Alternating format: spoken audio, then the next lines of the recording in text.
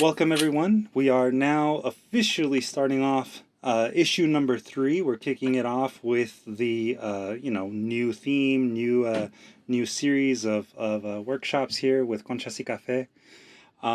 As most of you are already aware, the theme that we're going to be exploring this time around is climate change.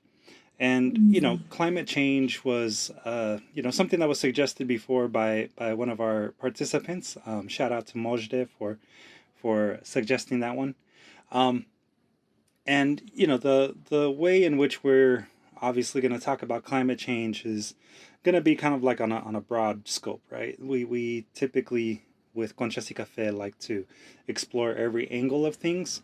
And today's lesson, I think, is really going to be a way for us to think about maybe like our personal impact in how we are making either a difference or being realistic about how we're not making a difference.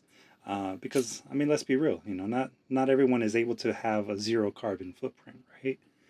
And it's hard to say that climate change is not real because it is. We feel it.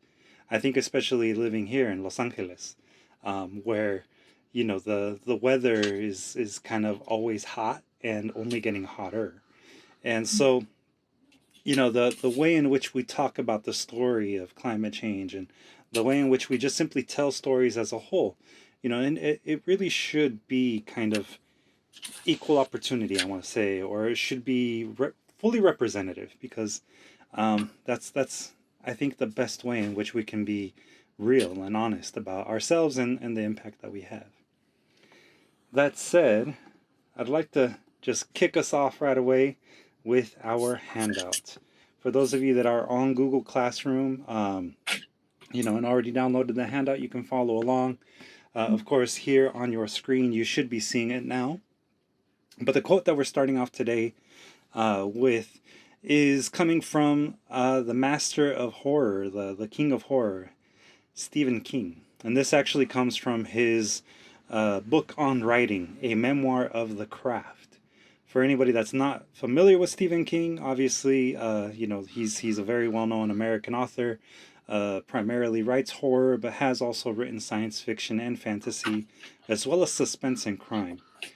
He's a pretty well-rounded author, and his book on writing is probably one of the most purchased books, specifically on the topic of being a writer and the craft of writing.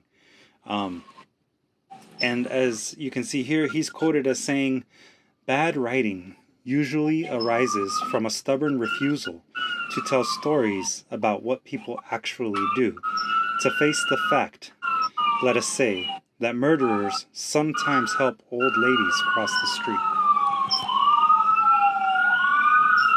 Nice timing with the ambulance. I know, right?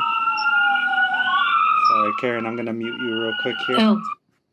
There we go. All right, so one more time. Y esta vez en español. Lo mal escrito normalmente tiene de raíz el terco rechazo de contar cuentos sobre lo que la gente actualmente hace. El reconocer, hay que decir que asesinos a veces ayudan a las viejitas cruzar la calle. So what do you think about our quote today? I see a hand there from Abraham. Well, considering the writing of Stephen King, who really writes like the real psychological happenings when like something weird happens, like when the market, remember the story of the fog and everybody started panicking? Yeah. And he tells real stories of what actual people will do in a situation like that. Like not all killers are gonna be just killing. Yeah. They probably walk old ladies, to the other side. Yeah, it's definitely a way to sort of paint a different characterization of somebody that we typically have in our mind, right? Yeah. Tina? Yes, after I read this, I wrote down these little notes. I put, this is to say that you need to write a fully fleshed out character. It's not all black and white. Don't typecast. What makes this person different What makes this person different than others? What makes them stand out? Uh-huh. Yeah. I think that, well, this is something that we've been discussing lately in some of the one-on-one sessions that we've had with our interns, for the teaching artist interns.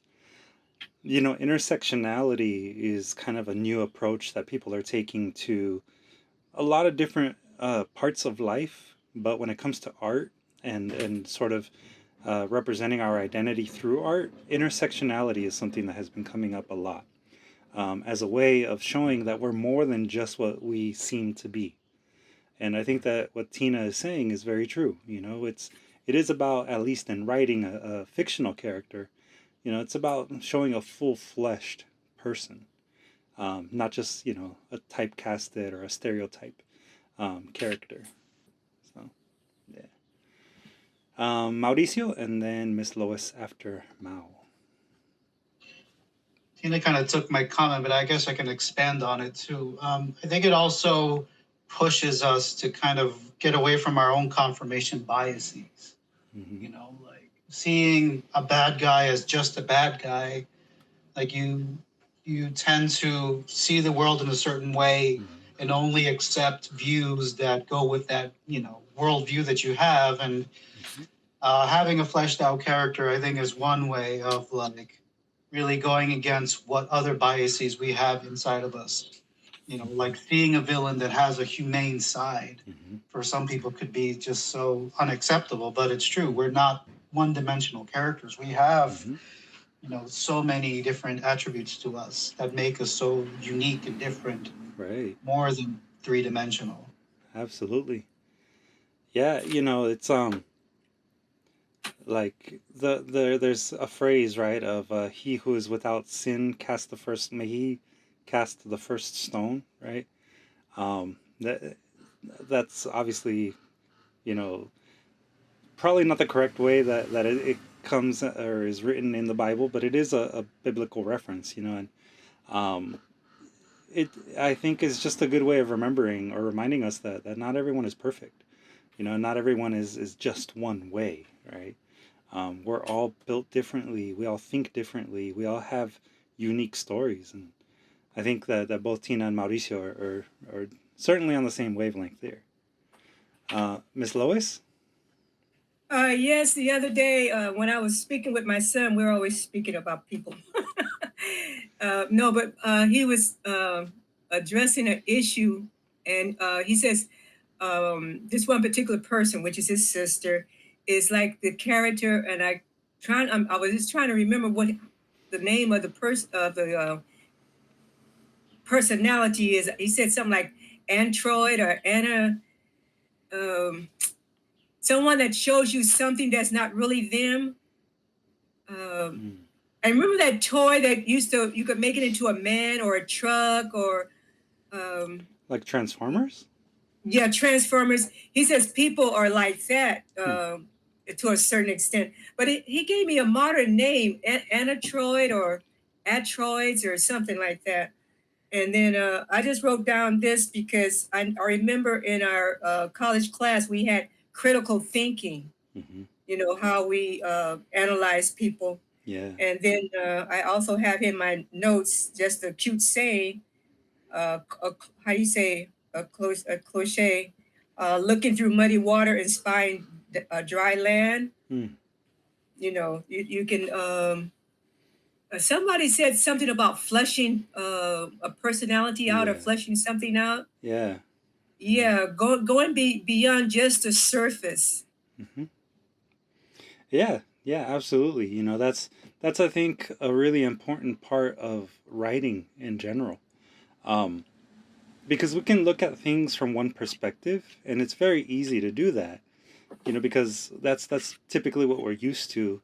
But I think that communication does definitely involve looking at things from multiple angles, and as Mojde wrote in the chat, it really is important to tell both sides of the story, because ultimately not one side is right or better than the other side, especially when we're talking about larger, very complex topics like climate change. But there's certain skills I think that we can learn to use when telling those stories. Ani, see you have your hand raised as well.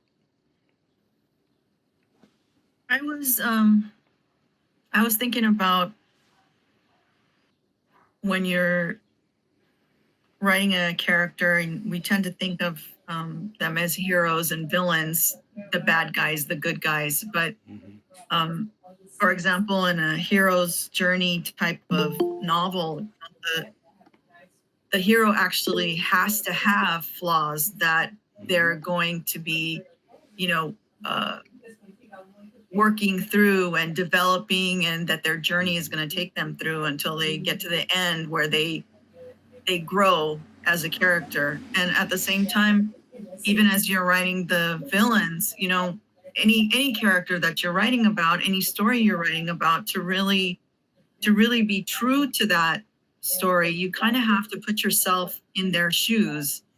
And every person, good, bad, or indifferent, is the hero of their own story. So even the villain, you know, from their point of view, is not the bad guy, you know. So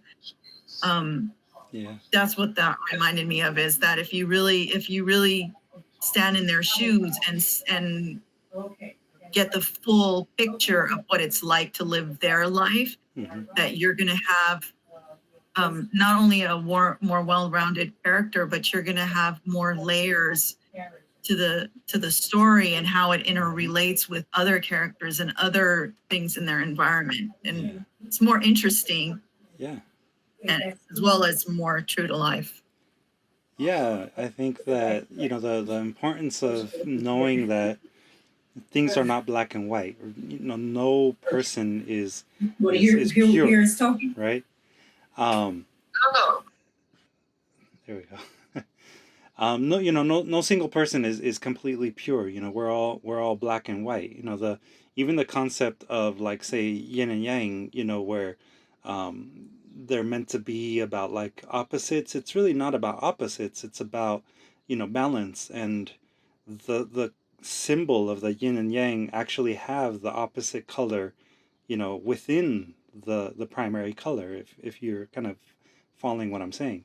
You know, even there, you know, the concept is pretty clear. You know, there has to be a little bit of everything within everyone, within every character, within every story that we tell. Because ultimately, that's, I think, what makes them relatable. It's what helps us communicate. And, you know, communication, when we're talking about tough things like climate change, in this case, you know, we have to be open to hearing other people's point of view. We have to be open, even if it's something that we don't necessarily agree with. I mean, we have to understand that you know, people have their own story and their own experiences that influence their ideas, their ideologies. So, yeah, it's a very complex thing that does create engaging stories if you write it in that way. Mauricio, last comment here before we move on. Yeah, you took the words out of my mouth, Luis.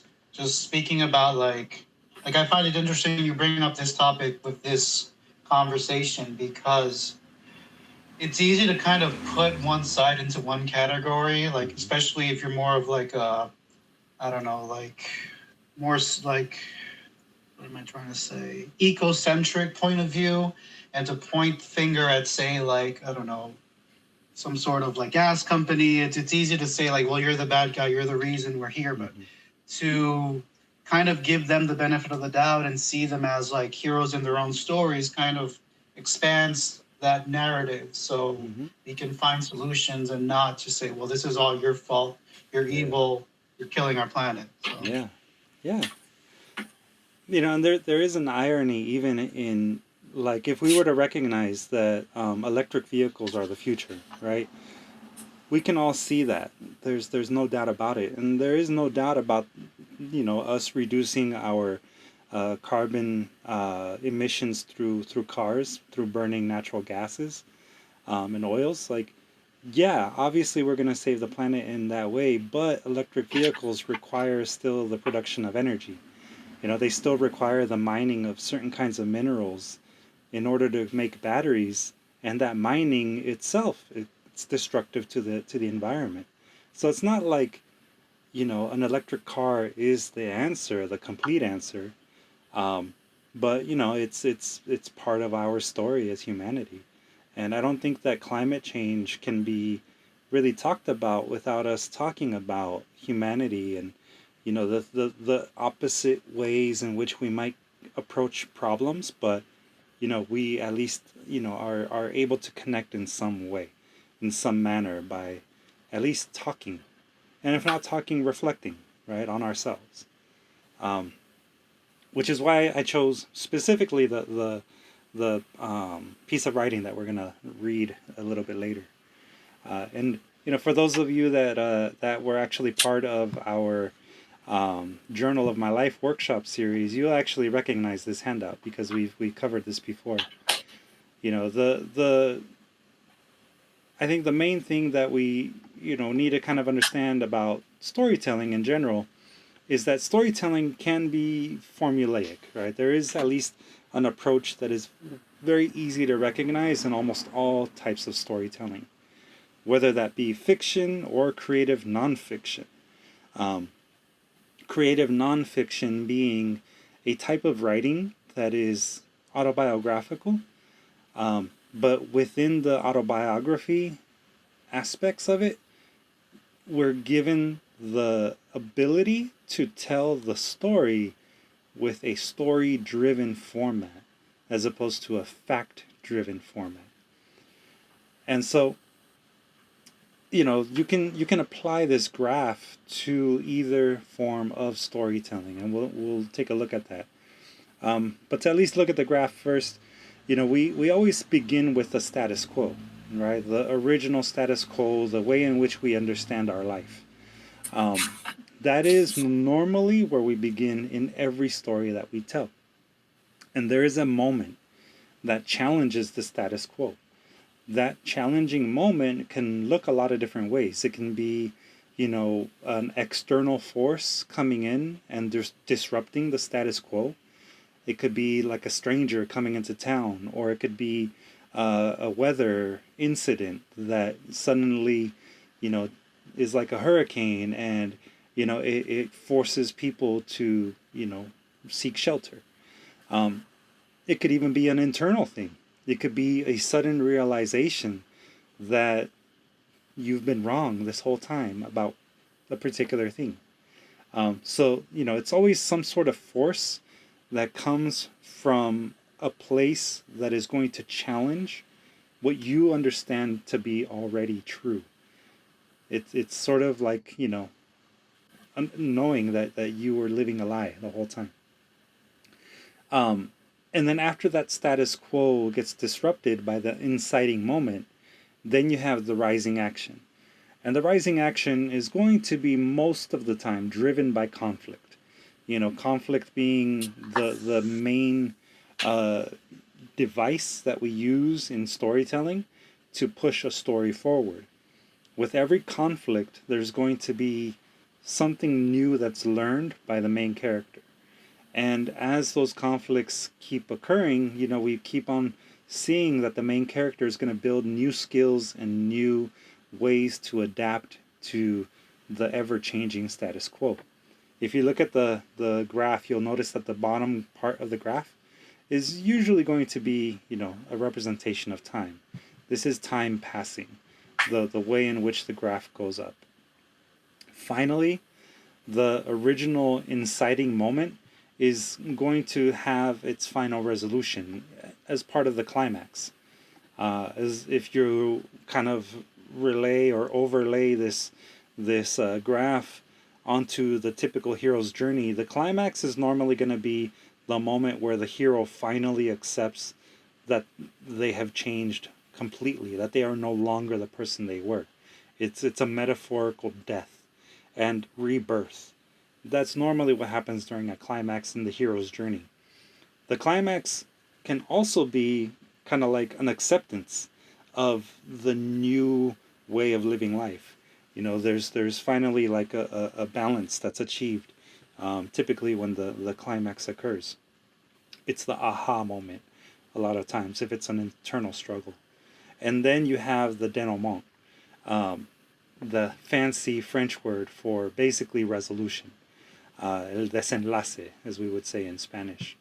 And the denouement is really that final moment where the main character, the principal character, is going to kind of move on now with all of this new knowledge, all of these new skills, and a new awareness of who they are capable of being.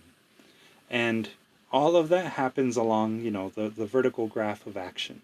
Everything is always about action and reflecting on actions. So, like I said, most of the time when we talk about storytelling, we talk about, the way in which it moves forward, through that rising action. And like I said earlier, it's about conflict. Conflict is almost always the way in which we push stories forward. And just to be, even more clear about what I mean by conflict, it can be literal conflict, like a fight, a battle, or a war. That's an external form of conflict. It could be interpersonal conflict, where it's one individual against another in, a competitive way or in an opposing way, right? It could be two ideas that don't line up. It could be, Batman versus the Joker. Batman wanting to have more of a sense of justice, whereas justice and stability, whereas the Joker would be about anarchy and chaos, right? It could be, represented in ideas that way. It can also be an internal struggle, right? The mental struggle. It could be, I don't know, maybe like a drug addict being self-aware that they have to get help, but struggling with the need for whatever substance they're abusing. That could be partially physical, partially psychological. So those are your three typical ways in which conflict can occur in a story. Are there any questions so far? Are we It feeling can like... also be like society, right? Like man versus society, like how you think. Yeah. I mean, man versus society. Actually, Mauricio, a while back, you dropped a jewel on us one time, and I've never really forgotten that. There's the three different ways in which you described it. It's either man versus man versus nature, or man versus society. And I think that is still represented in what we're saying here about conflict, right? Opposing ideas, external forces, or internal forces. True. And you mentioned man versus self as well, because Yeah. you can be, that internal turmoil can be its own journey. Right. Exactly. Ms. Lois, I think you were trying to ask a question. But you're on mute, if you don't mind unmuting.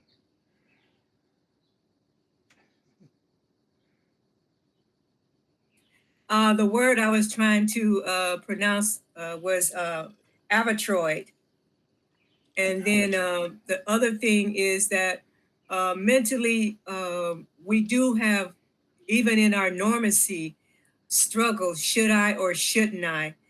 Some people would say, like me, a lot of times, the spirit told me not to go that way, but I went anyway. Mm-hmm. And look what happened. Mm-hmm. Yeah, because we were discussing that. I got beat up at a party because some girls was jealous of me.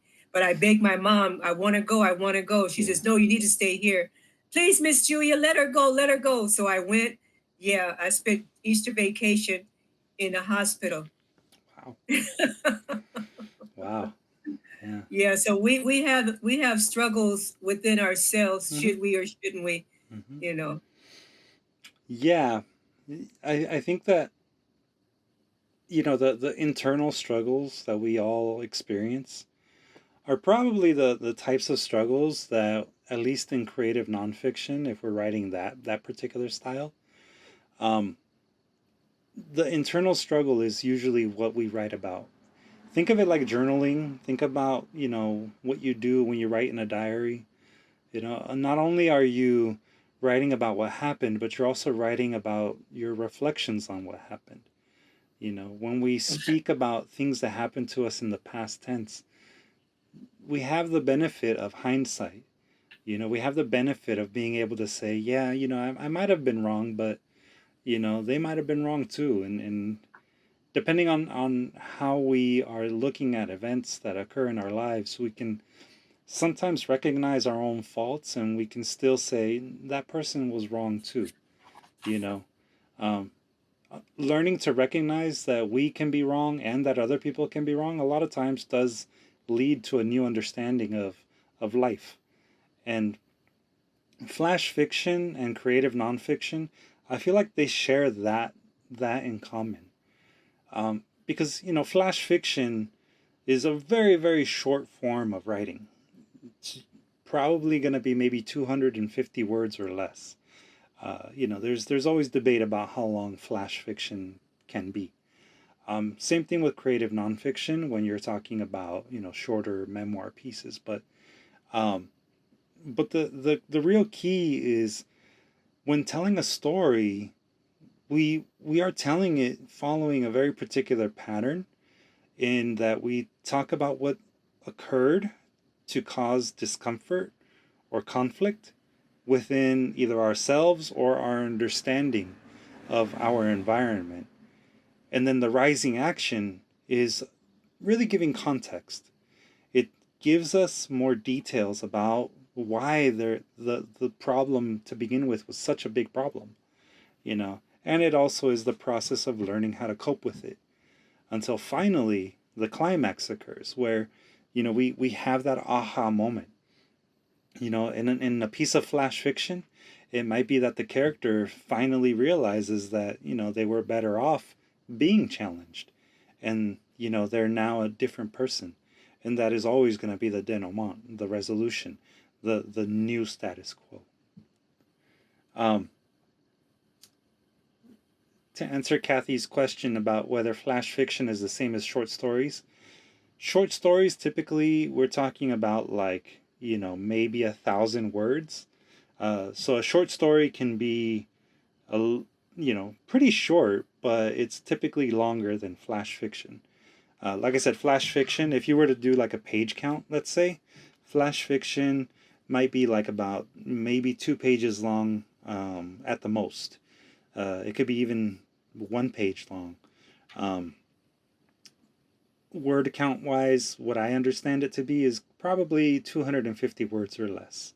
That's typical of most calls for submission that are looking for flash fiction.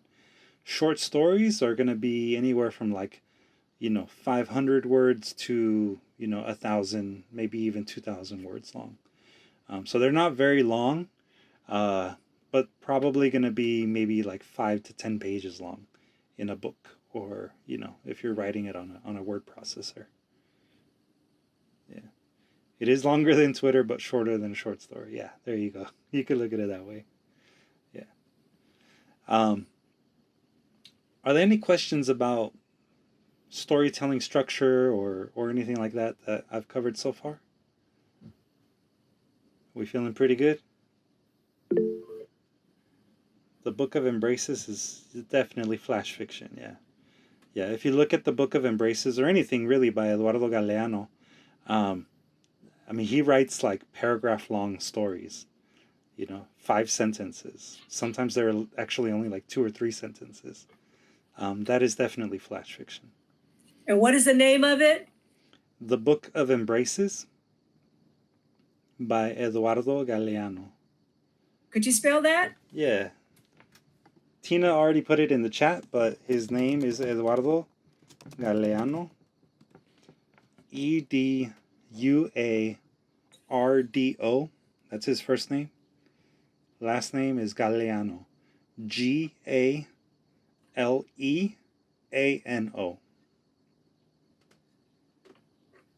Yeah. So the first name is Edward. Yeah, Edward in Spanish. Eduardo. I know, that's my son's name. Yeah. Oh, okay. Kathy, did you have a question? Yeah, kind of. Does pacing have anything to do with how conflict is portrayed? And I know, and I'm thinking of, you know, Edgar Allan Poe, who uses pacing to go through levels of conflict. Does that come into play in the graph? It can. I mean, because, you know, flash fiction can be, it could tell a pretty epic tale if the pacing is right. I mean, you could have conflict and resolution within the same sentence. It's not that difficult to think about in that sense. Like there's a game in improv. Tina's probably familiar with this. The game is called Yes and. And in So is improv. Kathy. So is Kathy. So is Kathy. Yeah. Yeah, I did Okay. improv too. Okay. Cool. So But yes, I love Yes and. Yeah. Right. And the idea of yes and is that you as an actor are given a challenge in what is said, and you have to respond and keep that moving forward.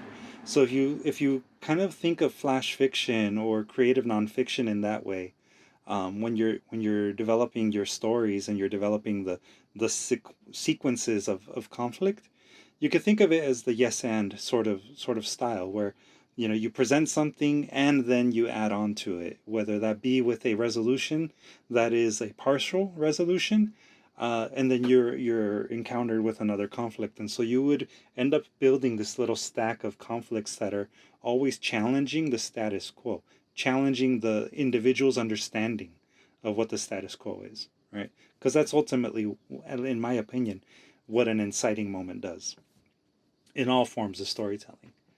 Until you finally reach your new level of understanding, if you want to think of it in that personal sense, right? So that is one way in which you can incorporate pacing into a piece of flash fiction, and that might make it easier to write flash fiction. But yeah, and yeah, thank you, Abraham, there for giving us a little breakdown. Yeah, apparently flash fiction can be up to 1,500 words. Yeah, but it just depends. Yeah, I can, like you were saying, like from 200 to like 1,000. Mm-hmm. Just depends, and then they have little terms for like different sizes. Yeah, I mean it's kind of relative. Like the work that I accept for our zines, I usually accept 500 words or less, as a short story or flash fiction. And it's very possible. 500 words might not sound like a lot, but it's very, very possible to tell a story in that many words. So, yeah. Great conversation, everyone. I appreciate your questions, too.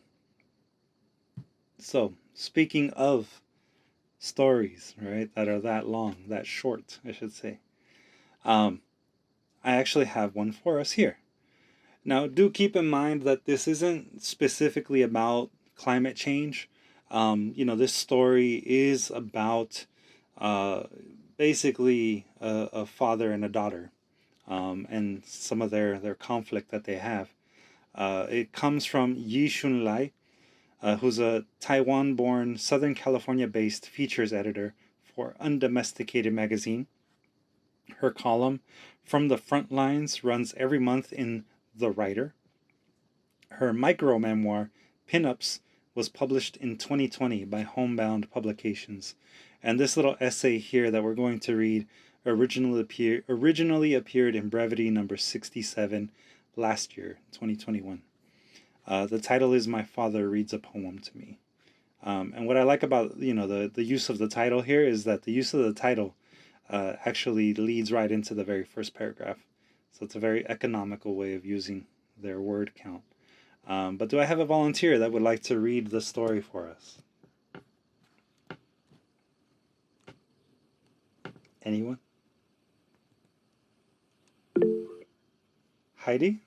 All right. We can popcorn read it if you like. You can start off with the first paragraph, and then we can go to someone else for the second. Yeah, thank you. Yeah. My Father Readings a Poem to Me by Yi Shu Lai. Yeah. And on the recording, in the space between where he stopped reading in Taiwanese and I think him in English, you may hear a respectful pause. You may be reminder of the way audience members leave a little space between a pace, are an accords, close varies and applies. You mean think you heard me grading myself to see. Thank you. Without a leave, since my father's recursion had ended in a high, quackaway suburb, the magistering how moved he is by the poem. Excellent. Thank you, Heidi. And can I have another person read the second paragraph for us? Ooh, sounds like I got two. We'll go with Ani, and then Kathy, you can continue after that. But I hear the argument we had just a few days ago about his annual reminders for Mother's Day and my mother's birthday, when I've never overlooked a single one. I hear the day I landed my first byline in a national newspaper, and he told me I should only write about things people care about. I hear my recollection of his disappointment the day we went to see a Taiwanese American writer speak, the day I didn't have any intelligent questions to ask her. Excellent. Thank you, Ani. And Kathy? In that split-second gap, I also hear my deep skepticism at my father's emotion. Later, in the recording, I will ask him if he was really moved by the poet's words or if he was putting on the waiver for artistic purposes. I will, as I ask him, recall that Taiwanese people hire professional wailers for funerals, so a person can be shown to have a suitable effect on society. I will remember all at once my father's consistent need for high drama, how he told my husband that men must comport themselves simultaneously, like samurai and like John Wayne. The many times he threatened to disown me over small things. The day he drew up papers for my brother to renounce the family name over my brother's having been tardy too many times in high school, or otherwise having brought shame to the family. Excellent. Thank you, Kathy. And another volunteer to read the next two paragraphs for us?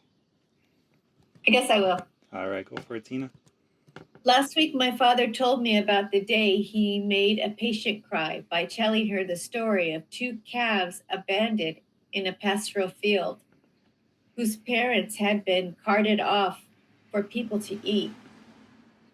She promised she never eat meat again, he said. I try to explain that what pop psychologists would call emotional blackmail has never been the way to accomplish anything. But there is too much to explain, and I eventually peter out into silence. Excellent. Thank you. Next volunteer. And that would be San Juanita.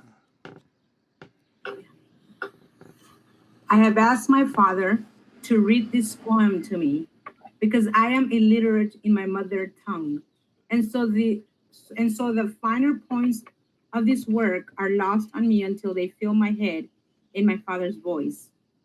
A friend sent me the English translation, but I, impatient with my illiteracy and humbled by my own snobbery for hearing a work in its original form, did not read it. I have asked my father to read it to me, despite our argument of just a few days ago. Excellent. Thank you. And next paragraph. Who'd like to volunteer?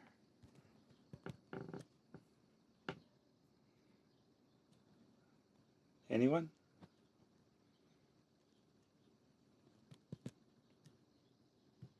All right. Oh, let's see. Heidi? So this paragraph here. Yes. I have asked him to reading it to me over the objection of my teenager self, whose sentence at intermittent. I have asked him to reading it to me over the knowledge that poem called that lunchbooks could only even be about the significant a father makes for his child, and provide my father with more misguided rationale for whatever things it is he wants me to be like. Excellent. Thank you. All right. And the next 2 paragraphs, technically. Anyone?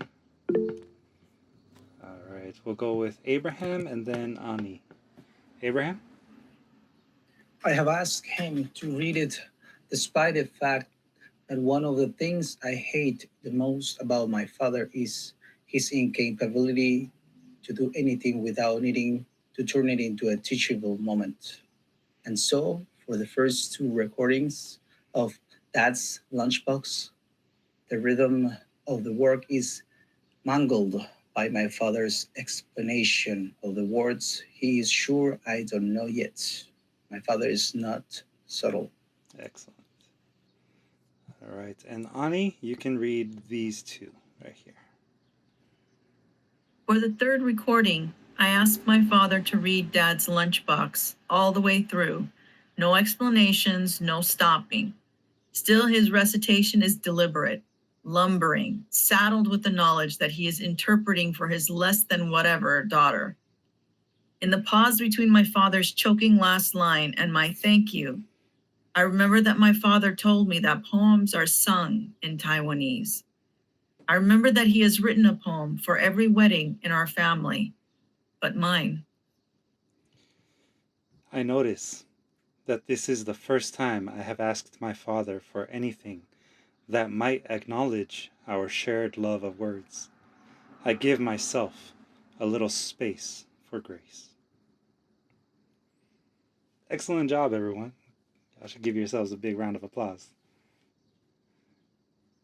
So, that was My Father Reads a Poem to Me by Yishun Lai. What are your initial thoughts, initial reactions? Abraham? I like the way it builds on each level. It does build on it, doesn't it? Yeah. Yeah. Abraham?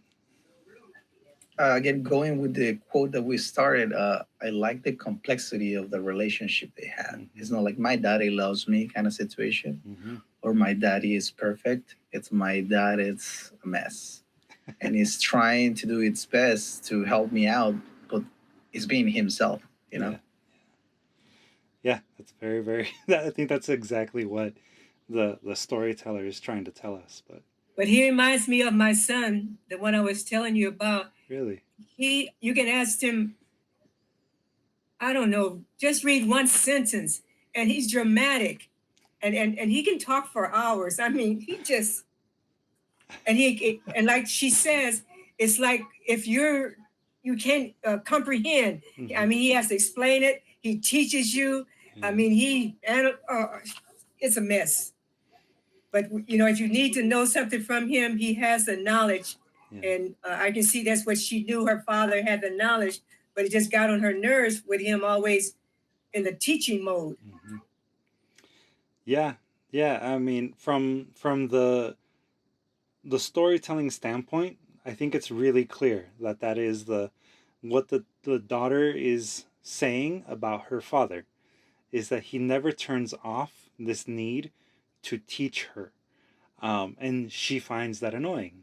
You know, we have many examples that are given to us throughout this piece, but I think there's also more that's being given to us too. Some more maybe personal things, you know, maybe some insecurities that we're being presented with. Anyone else? Well, she knew that she could get what she needed from him because of the language barrier. And she just trusted his knowledge of being able, because he wrote some poems already for the weddings. And she just could rely on him. She could trust in him. But it was just the irritation of him always wanting to be a teacher. Yeah, for sure. San Juanita? I kind of sense that, like we always try to please our parents, Mm-hmm. but our parents never see us, no matter how old we are. They don't see us as an authority in something. And where she writes that she had landed her first byline in a national newspaper. And then it didn't sound like the father was, thrilled. Yeah. There was more disappointment. And I can see that. I can see that she's always trying to, I guess, please him, or Mm-hmm. but yet all she sees is, I don't know. He just doesn't seem to see her as. It reminded me of one time. I'm also Spanish certified. I can teach Spanish, right? And of course, you never correct your parents, okay? Never correct your parents. And I told my mom, that's not how you say it. And you know what she told me? What do you know? I'm like, I don't know, Mom. I just went to college, and she was like, tú qué sabes. That's what she told me. Tú qué sabes. So again, it's like the parents are always the parents, no matter what you do. Yeah, that's what I see. Yeah, it's very true. It's very, very true. Ani, you raised your hand. I also hear she also has a particular way of seeing her dad in kind of this and she acknowledges that in herself, this teenager thing is like, oh God, dad's doing that thing again. Yeah. And not really seeing him fully, and so, and she drops those little hints that there may be more to him than even she normally allows herself to acknowledge. Mm-hmm. Because she's too busy being the rebellious daughter, The rebellious, resentful daughter in moments, Yeah, absolutely. And so there is kind of an immature tone, which you think like, really, if you're a writer and you're so worldly, you really can't see that, maybe your view of him is a little bit skewed and maybe a little narrow. I just want to share something real quick. I'm having an emotional moment right now because this week I found a recording of me and my dad having a conversation, and I didn't know I had it. I don't even remember making it, but it's really interesting, that dynamic, I read this and I'm like, I'm more sentimental because of where I'm at. And I get that. I very much get that. But I think they're a lot more alike than than her attitude would acknowledge. But I think she dropped some hints there that they actually are not that different. Oh yeah. Because she's busy teaching him stuff as much as he's doing for her, and they do share some things that that I think she does admire him in like a kind of quiet way, it's underneath the surface. There's a lot of subtle things that are happening in the micro memoir, as it's called or referred to, and in terms of the way that the story is structured, we feel the conflict, we feel this push and pull between the parent and the child, and we are given little hints here and there that there's a greater understanding between each other than what might appear on the surface. We're given those little hints, and I think that is a really interesting approach to telling a story. And I think it's also a great example of the graph, the Storytellers Graph that I presented to you.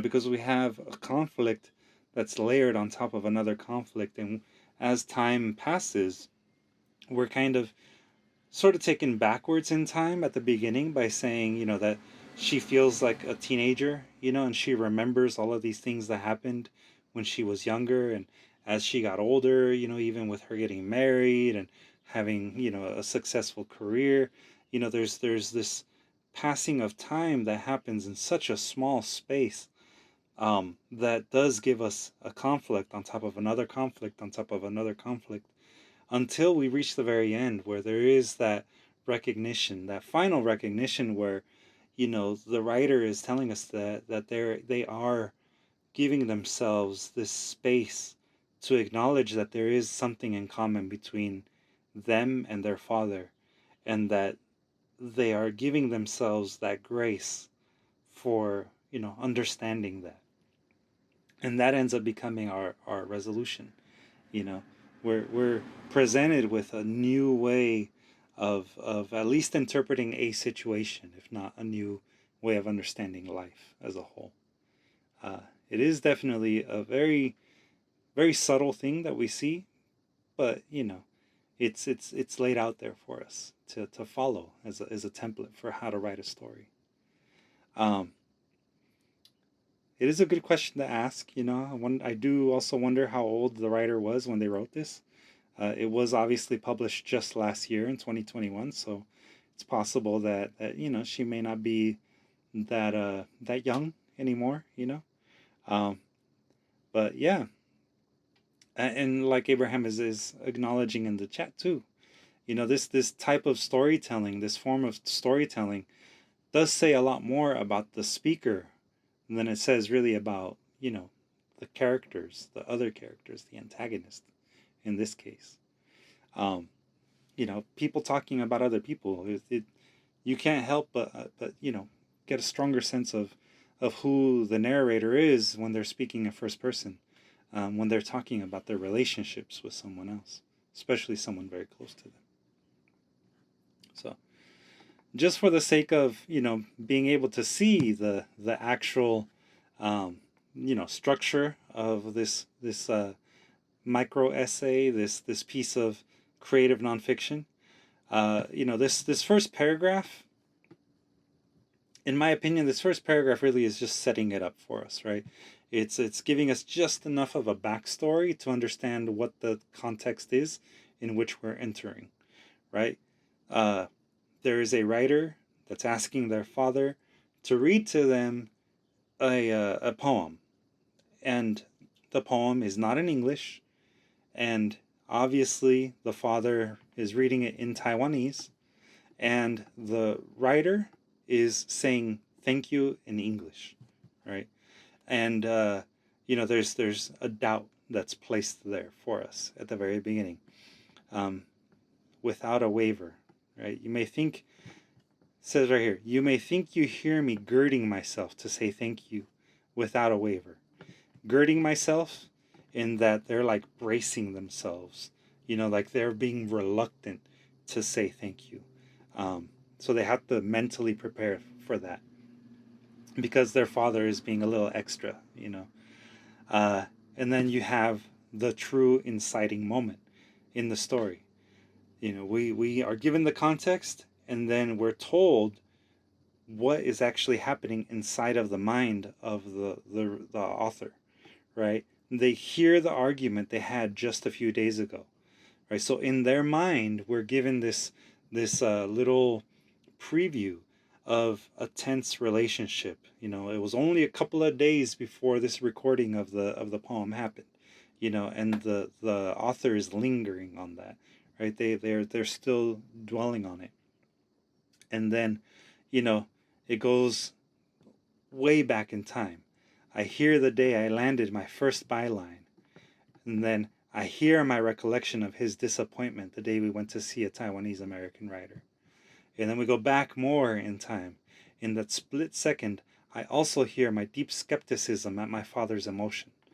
All right. So here, we're sort of reminded that the moment that they were sharing, you feel this tension, and then we're reminded again, that in another recording, these other things are happening, and then there's the sort of skepticism that's fueled by an understanding of their culture, and the way that the Taiwanese people hire professional wailers for funerals, to sort of put on a show for people. And then again, going back to sort of the more personal, and how there's a need for high drama in the life of the father, and how they told the husband of the writer that men have to behave themselves in a certain way, in a very macho kind of way, like a samurai and John Wayne, all at the same time. And then, continuously going way back in time to the many times he threatened to disown the author, and then we also find out the author's brother. Then finally, we're brought back to something a little bit closer to the actual moment that was described at the beginning. Last week, my father told me about the day he made a patient cry, right? So, another moment of conflict, another moment of butting heads between the author and the father. And then, sort of like this understanding that that bit of self-reflection, the reason why the author asked their father for help is because they are illiterate in their mother tongue. So right here you get a sudden moment of vulnerability. This moment of, all of this conflict has happened, and then a spark of a realization that the author, needs help, requires help, is limited in their own understanding, But then, they get impatient, right? They get impatient because their father gets impatient with their illiteracy. And then, the basic continuing that we get, right? The fear that there's going to be sort of like a reproach, or some sort of extra little like dagger that's kind of slid in there to make the writer feel less than, more unsuitable to be I guess Taiwanese in the eyes of the father, right? And then finally, we get to the very end, where after all of these moments of continued sustained conflict, we finally get the climax. I noticed that this is the first time that the author has asked their father for anything that might acknowledge their shared love of words. So this is a big deal. It's the very first time, that the writer is realizing, I've never shared my love of writing with my father, who also enjoys this. And then the new understanding, right? The denouement. I give myself a little space for grace. You see, so a very short piece, a very vivid piece, right? But one that does follow a structure that is very, very common in storytelling. Now, does anyone have any questions about this particular structure of storytelling? Let's see what's going on here in the chat. It reminds me of the play Dancing at Lugansa. I can't pronounce that. Yeah, I agree exactly, Abraham. When it's first person especially, you have to see their telling as revealing as much about their character as about what they're describing. I think it's interesting that she says mother tongue. If she thought of herself as just American and really distant from her father's culture, she wouldn't describe it like something that belongs to her or is a part of her. Yeah, there are definitely some very interesting, but very effective word choices that our author is using here. Yeah, and I'm glad that you liked the breakdown. All right. So, last chance. Any final questions or observations here? Just something that I know because Sam's family is Taiwanese. Mm-hmm. The Taiwanese language is kind of, there's a danger of it dying out because primarily people are speaking Mandarin. Yeah. And there's sort of this sort of national pride about the language. Like a lot of people are trying really hard to make sure their children learn it, so the language itself doesn't die out. Mm-hmm. Yeah, that's an interesting observation to make, and probably does inform in part the interaction here. Abraham? Yeah, it's going back to the who's telling the story and for what purpose, right? Because the father doesn't have any voice here. It's the daughter who has the issues with the dad, because sometimes, especially throughout her life, she doesn't understand why the dad is doing things the way he does. And for example, that little part that she was saying is basically goes back to the dad trying to say, I'm not gonna be here to read the next poems you have for me in the language. Why you haven't learned? And then she goes into her teenager mode, like, I don't wanna hear you trying to teach me. But she does need to be taught because she doesn't know the language though, right? So that's kind of the father frustration as well. Of I'm trying to teach you and then you get punked. Yeah. Yeah, I mean, there's obviously like a form of communication breakdown that happens between them, I think, partly because of different cultural upbringings, partly because of, different languages, but I think that it's really important that the author does give us moments of vulnerability, gives us an understanding as her audience that they also recognize that they're not perfect, and that's why they're asking for help. And then they allow themselves that sort of, give themselves permission to be vulnerable.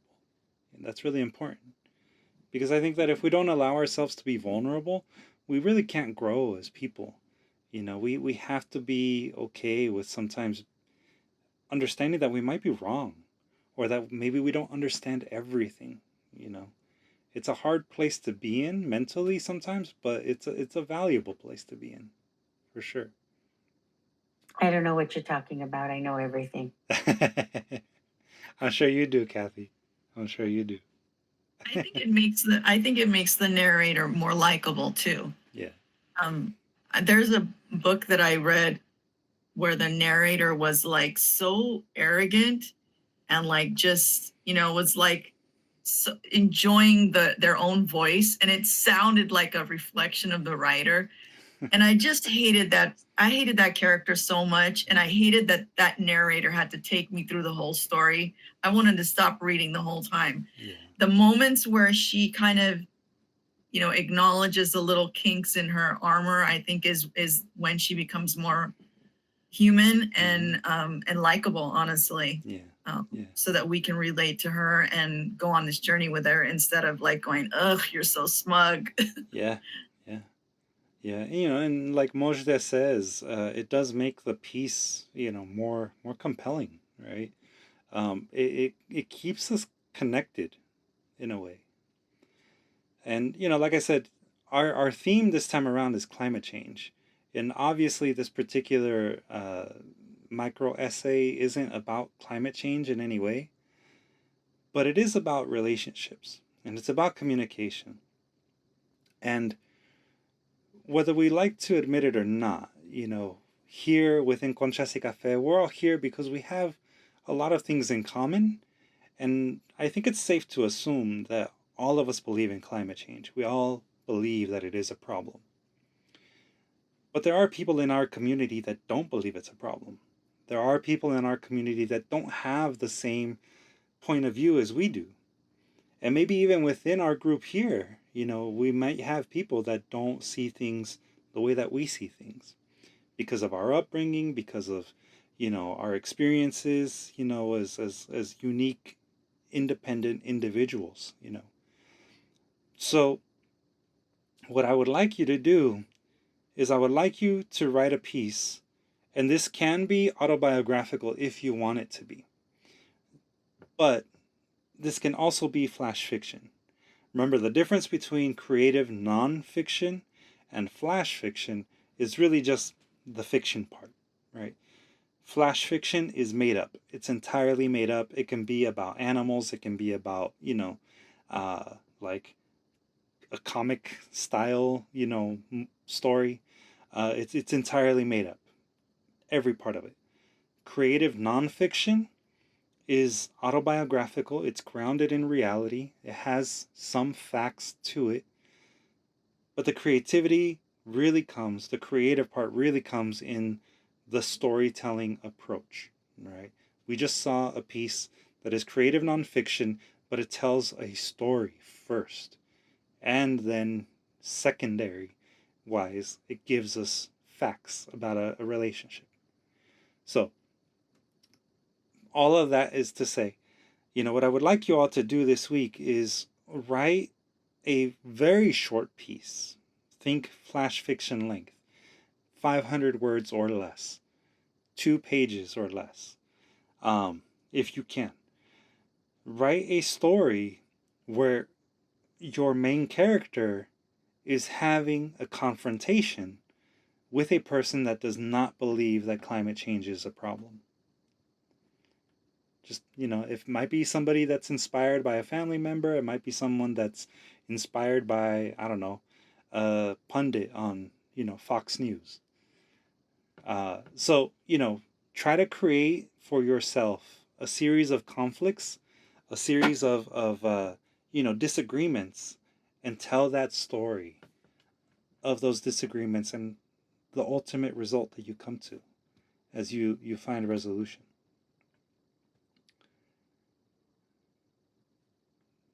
Yeah, exactly. Maybe the poem was about climate change itself. Kathy, question? Yeah, quick question. What's our rule on bad words, on language, I have no on rule. curse words? I have no rule. That would be Okay. an infringement on your freedom of speech. Okay, I wasn't sure. Thank you. Yeah, no problem. I say it all the time. Okay, Use everything in your toolbox. Kathy, don't censor yourself. Never. Mauricio? I just said, fuck yeah. Hells yeah. Hell's such a bad word. Shit. Yeah, I try not to cuss while I'm teaching, but sometimes it comes out. So it could be autobiographical, but it doesn't have to be autobiographical. Right. It could be just a made up thing. Exactly. Because we're limited to our experiences, right? If you don't actually know of a person in your own circle that is anti-climate change, then you might have to imagine a conversation with someone that is anti-climate change. Or vice versa, if you are the one that is anti-climate change, imagine a conversation with someone that is. But I think the point here is really to try to place yourself in that mind state where you're able to reflect on your own limitations. And I think that's really what we're trying to get at. And what would you do, knowing your own limitations? What would you do to advocate for your argument, right?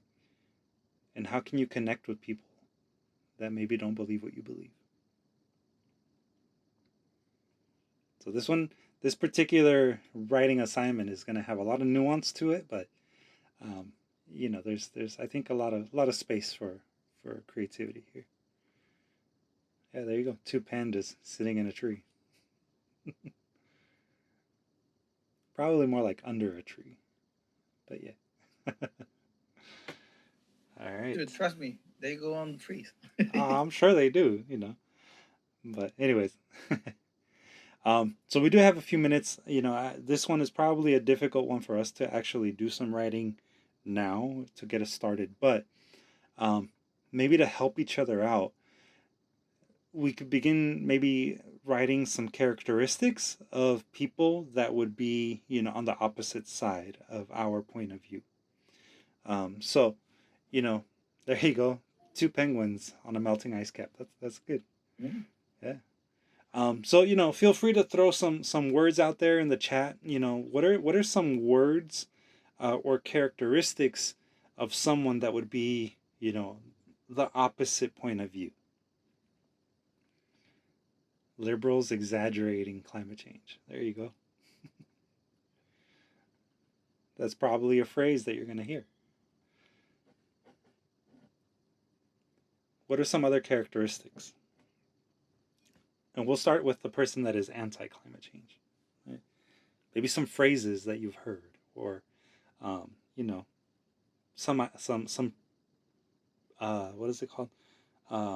Some preconceptions that may exist about people that are anti-climate change. Old-fashioned, the Earth is flat, so the wind takes out the CO2. Okay. Yeah, I mean, you know, like that could be a Luis, logic. Yes, Tina. today it's so weird.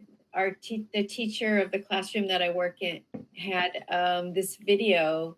It was about Bill Nye, the science guy, kind of like a little bit of a documentary about him, and he was having this discussion, like a debate with this, I don't know, like a Christian leader or something like that. And of course, the Christian leader didn't believe in any kind of climate change, and they were having this discussion. Anyway, later on, they were talking, and he had built this giant ark that was like a museum kind of thing. And they were talking about, you know, climate change it's science and it's real. And the guy responded with, well, the climate changes all the time. Yeah, I think that's basically what Abraham just put in the chat right now. The Earth has gone through many temperature changes, so nothing new. That points to human-made problems. Like, that is an argument. I've heard that argument. That, yeah, the climate does change, and it has changed over the millennia.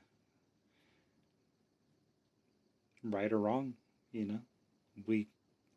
We're limited in our understanding, is all I can say. As individuals, we all are limited in our understanding of things. No one is an expert. Also, another one. Sorry. Yeah. Also, another one the people also use, and they're kind of right. Like the downfall of the people who are scientists, they don't believe on like authoritative figures, right? Mm-hmm. Because they don't understand the research and all that. Mm-hmm. Yeah. Yeah. Illuminati is making it up to control us. Yeah, I mean that is a viewpoint that some people might have. Yeah. These are things I've actually heard. Yeah.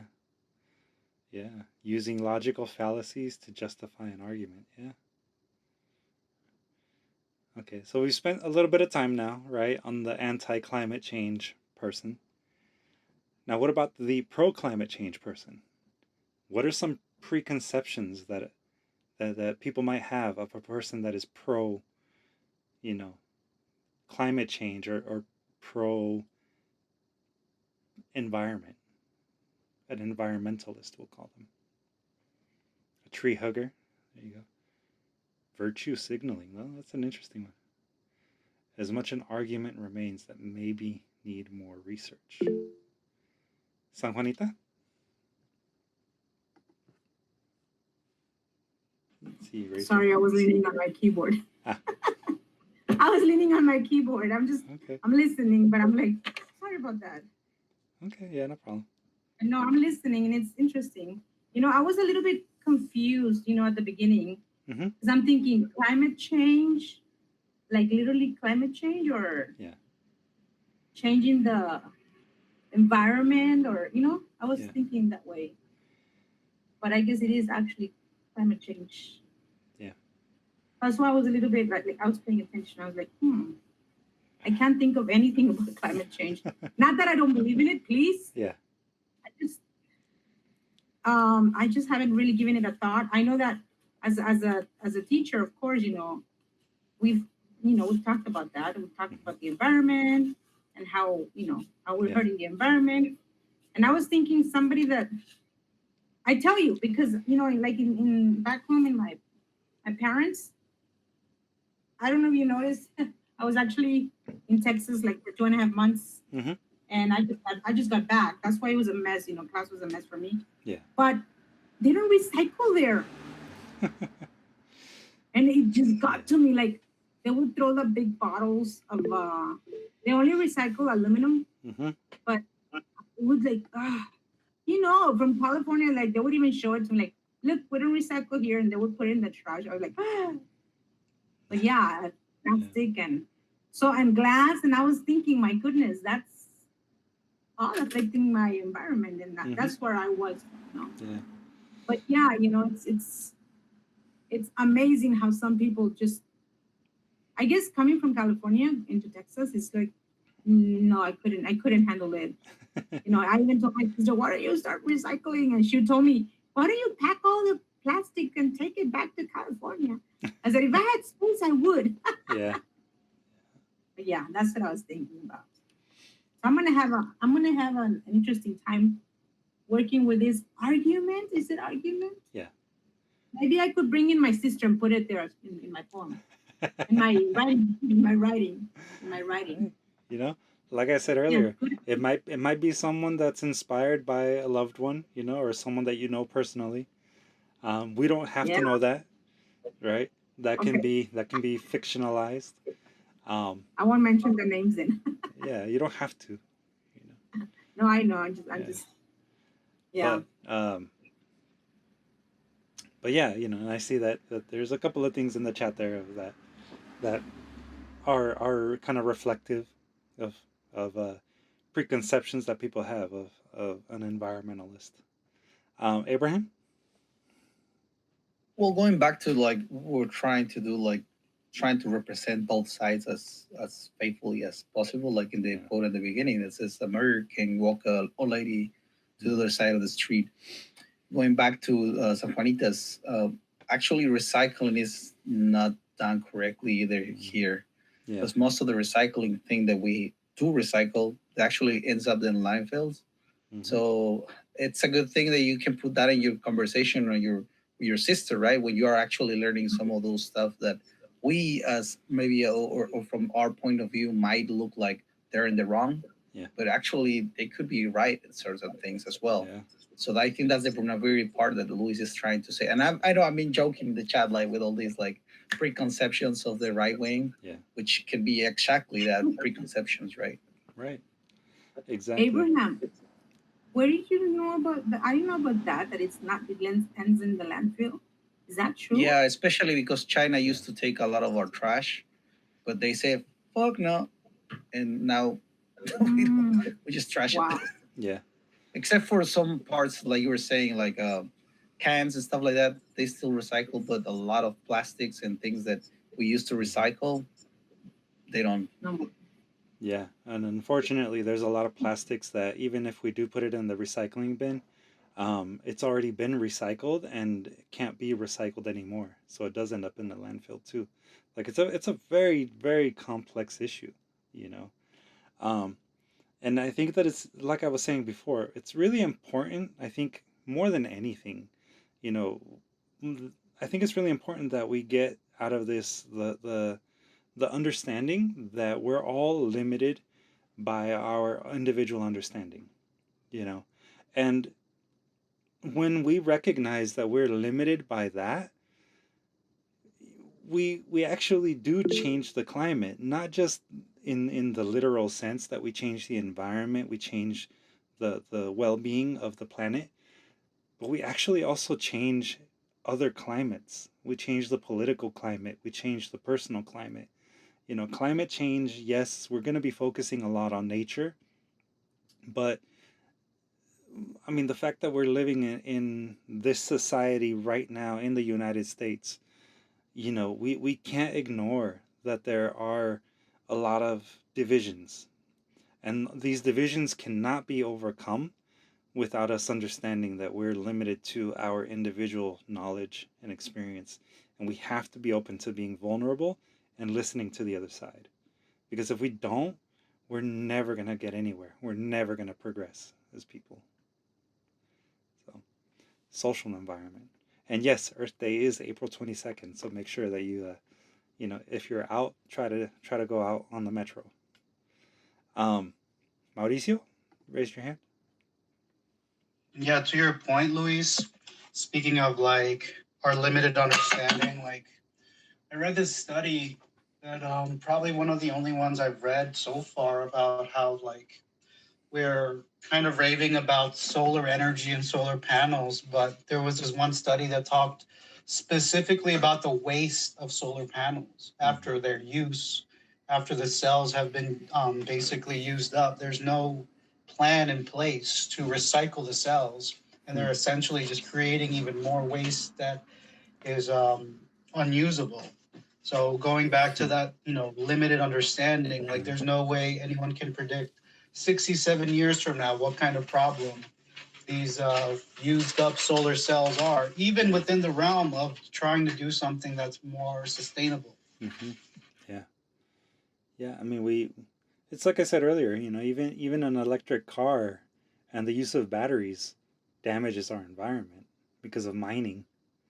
We live on a finite planet, right? Our resources are finite. We can only do the best that we can do. But again, we can't make progress without listening to one another.